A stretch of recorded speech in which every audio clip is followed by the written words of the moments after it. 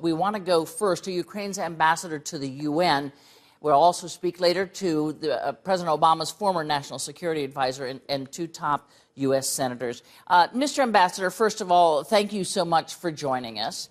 I want to ask you, in response to a couple of breaking developments now, the Prime Minister now in Ukraine says this has been a declaration of war, what Russia has done by moving its troops into Crimea. What, practically speaking, does that mean, given that nearly everyone admits this is not a military confrontation that Ukraine can take on and win?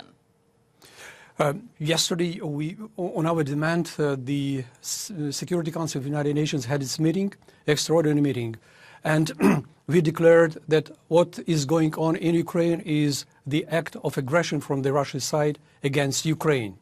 So we proved it by the United Nations documents which are defining the act of aggression, which started long before the decision of the Russian parliament.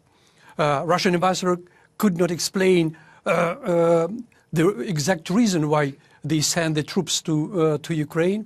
The pretext he explained is absolutely shocking because the pretext is to protect Russian-speaking population. Could you imagine that Russians could protect any Russian-speaking around the world, including here in the United Nations, in the United States, on the Brooklyn?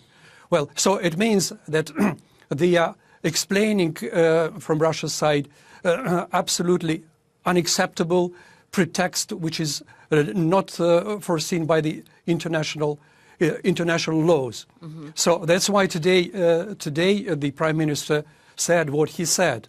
And yesterday we were supported by the colleagues in the United Nations, really estimating that it is an act of aggression.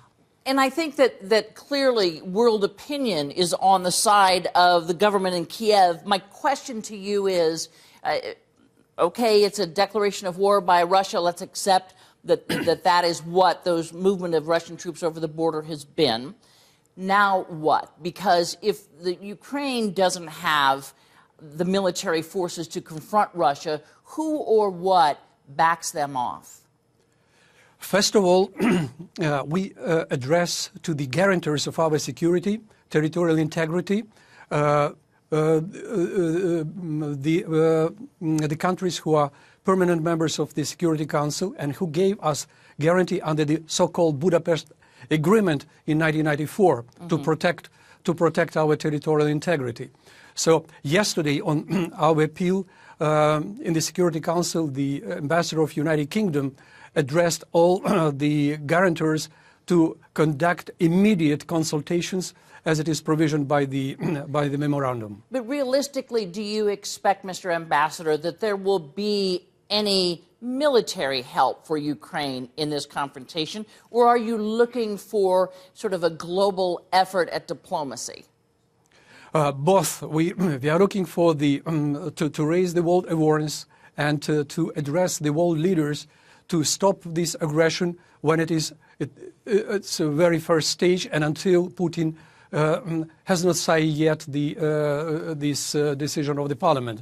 Secondly, today the parliament and the government addressed our guarantors under the Budapest memorandum. Budapest memorandum was signed because of our decision to get rid of nuclear weapons, to protect our nuclear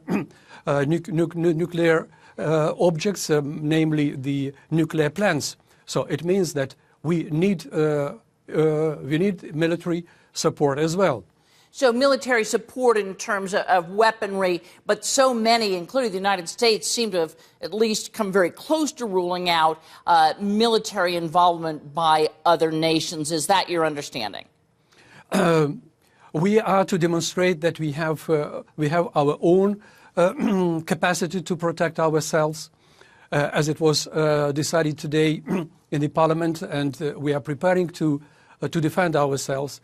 And naturally, if aggravation is going in that way, when the Russian troops they are enlarging their quantity with every coming hour, naturally we would be will ask for military support and other kind of the support. Right. And lastly, Mr. Ambassador, if I may, what do you think Vladimir Putin wants? Well, it's difficult to explain sometimes the behavior of some leaders, but what I can tell directly now to him as well, we are on the eve of the great 40 days Orthodox Lent starts tomorrow.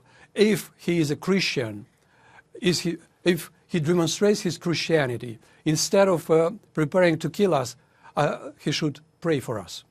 Mr. Ambassador Yuri Sergeyev, we really appreciate your time. We hope to see you back here again soon. Thank you.